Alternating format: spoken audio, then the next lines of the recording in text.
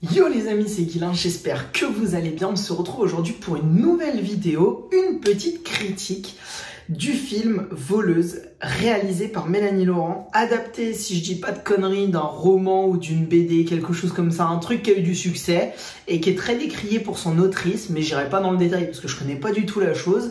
Néanmoins, là, on va parler du film. Alors déjà, au niveau du casting, on a des grands noms du cinéma français, puisqu'on a le personnage principal qui s'appelle Carole, qui est joué donc par Mélanie Laurent, qui est également la réalisatrice du film. On a le personnage d'Alex, si je dis pas de bêtises, qui est joué par Adèle Exarchopoulos. On a l'apparition à un moment de Philippe Catherine, qui est un génie. Ce mec me fait énormément rire, avec sa parodie de J'adore, c'est extraordinaire.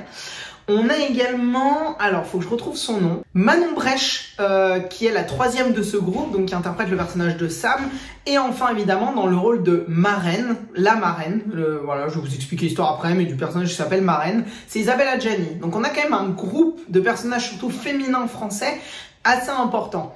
Pour l'histoire, très très simple, les deux personnages principaux, on va dire, donc le personnage d'Alex et de Carole, donc de Mélanie Laurent et Adèle Exarchopoulos, inversé, sont tout simplement des voleuses d'exception. Elles sont extrêmement fortes. Le film commence, on a un de leurs coups où on traite avec humour l'après-cambriolage et le moment où il va y avoir surtout une course-poursuite et la retrouvaille entre les deux personnages.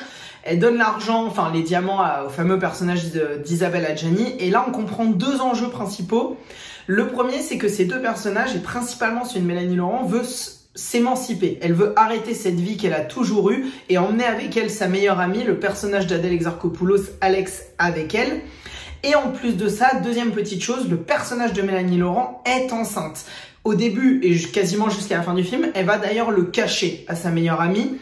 Et pour ça, elles vont réaliser un dernier grand coup où l'objectif final va être de s'émanciper, de sortir de ça et d'enfin être libre. Libre de Marraine, libre du personnage d'Isabelle Adjani. À ça, ils vont faire la rencontre d'une pilote de moto, si je dis pas de bêtises, enfin en tout cas d'une pilote de course extrêmement forte, qui est donc ce personnage de Sam. Et également, pour les aider dans le plan, un autre personnage, et plus du tout le nom de l'acteur, qui va créer la romance avec le personnage d'Adèle Exarchopoulos et le fameux personnage de Philippe Catherine. Tout ce beau monde va devoir voler un tableau, une œuvre d'art, la ramener au personnage de Marraine, et de là va arriver la scène finale, qui aura plus ou moins fonctionné selon les gens et selon ce qu'on voyait arriver. Je vais rentrer à la fois dans les spoilers en même temps dans mon avis, parce que le film était nul à chier. Voilà, il faut le dire. En fait, toutes les scènes d'action sont dédramatisées par un humour qui était beaucoup trop présent. J'ai eu énormément de mal à croire avec le rythme dans la manière de réaliser de Mélanie Laurent. Je crois que c'est son premier long métrage en tant que réalisatrice. Et les scènes d'action étaient hyper mollassonnes. Vraiment, je me suis fait chier, il faut le dire.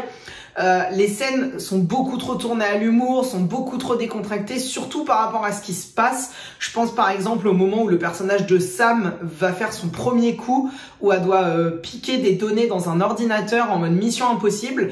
Tout le moment où elle arrive, on dédramatise la chose en disant bah oui mais c'est hyper simple, c'est une mission trop facile, etc. Donc en fait on sent pas la tension qu'il y a, on a presque l'impression que c'est un gag et qu'on se fout de sa gueule, qu'on n'est pas vraiment dans une vraie mission.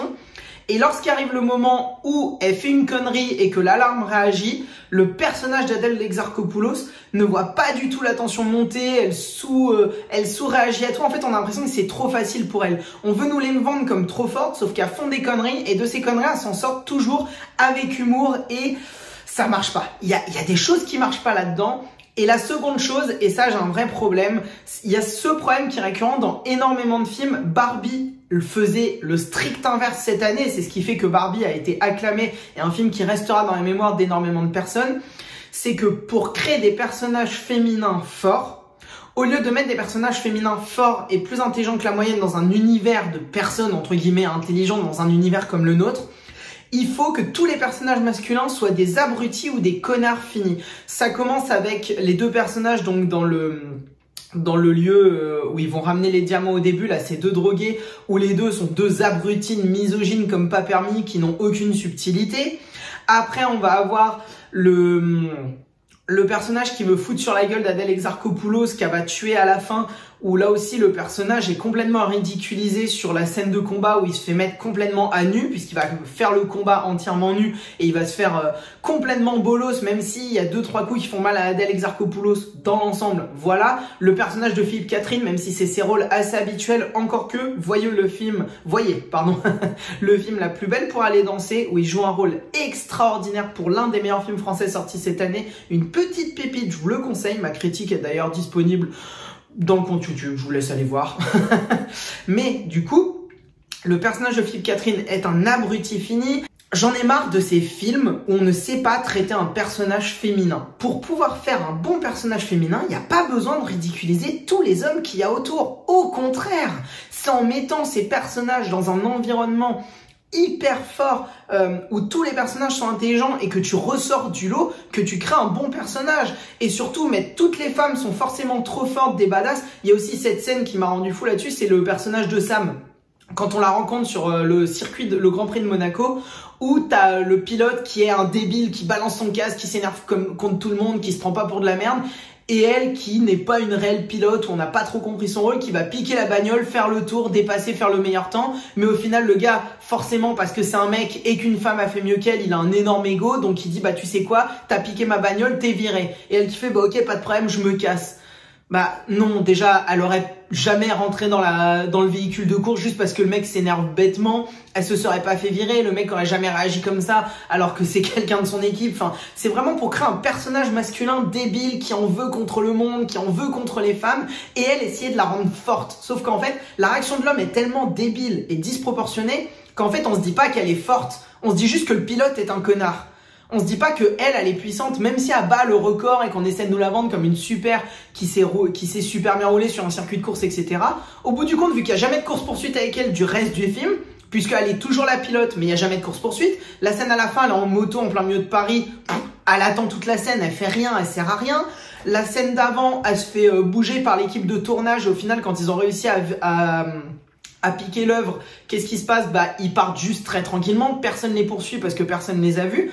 Et le seul moment où on lui demande d'être dans l'action, c'est pour pas être pilote, puisque c'est justement cette scène où elle fait une connerie, où elle a volé les plans. Donc au final, on la recrute pour quelque chose qu'elle ne fait pas du tout du film.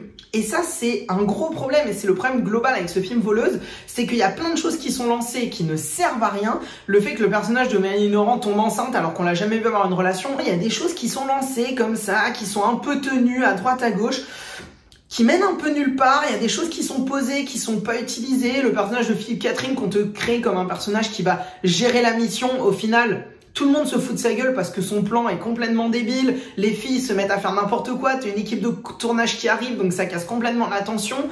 Je sais pas. Le film est mauvais. Voilà, j'ai pas plus à dire.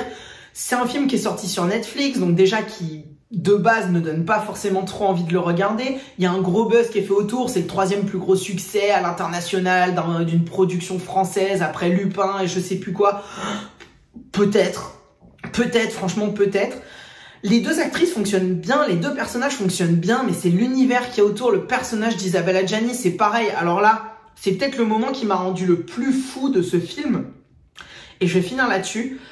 Le personnage d'Isabelle Adjani, à un moment, met un coup de pression à celui de Mélanie Laurent en lui disant « Mais tu me quitteras jamais, de toute façon, je te le permettrai pas ». Elles sont dans une cuisine et elle menace l'un des cuisiniers en lui disant « Bah vas-y, si tu me quittes, je lui mets une balle dans la tête ».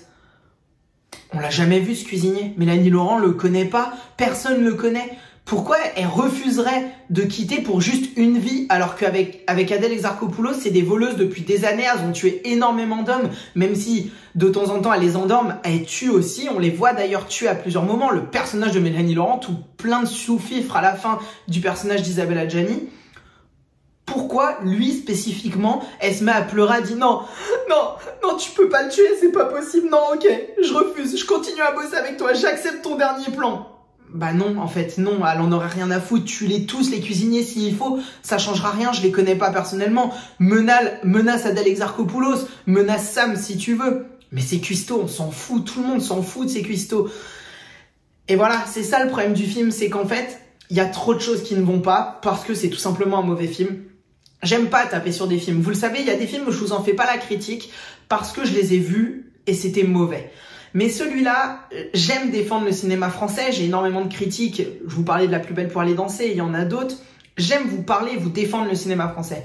Mais quand j'entends des films qui font un énorme bruit, alors que c'est de la merde, bah j'ai pas envie de vous conseiller de les voir. Je vois personne en parler de ce film, sûrement à raison, et j'ai envie de vous en parler pour tout simplement vous déconseiller de le voir. Parce que Voleuse, c'est un mauvais film, vous perdrez 2 heures de votre temps, alors qu'il y a plein d'autres bonnes choses à découvrir ou redécouvrir. Donc moi, c'est ce que je vous conseille, c'est ne perdez pas votre temps devant ceci et découvrez plutôt autre chose. En attendant, j'espère que la vidéo vous aura plu de cette critique rapide et succincte du mauvais film de Mélanie Laurent avec Mélanie Laurent, Voleuse, sorti sur Netflix et produit par Gaumont. Et en attendant, n'oubliez pas de mettre des petits pouces bleus, ça fait toujours plaisir, de mettre en commentaire ce que vous avez pensé du film, vous, si vous l'avez vu, ou peut-être plutôt de l'œuvre littéraire si vous l'avez lu. Ça m'intéresserait de voir peut-être la partie comparatif. Et puis, mis à part ça, bah surtout, si vous avez découvert d'autres films cette semaine, peut-être beaucoup plus intéressants, je l'espère, que celui-là. En attendant, on se dit à très vite, c'était Guilain. Prenez soin de vous, abonnez-vous aussi, c'est vrai, je l'ai oublié, mais c'est important. Et en attendant, n'oubliez pas, regarder des films, c'est bien, mais les comprendre, surtout quand ils sont bons, c'est mieux. Ciao, ciao.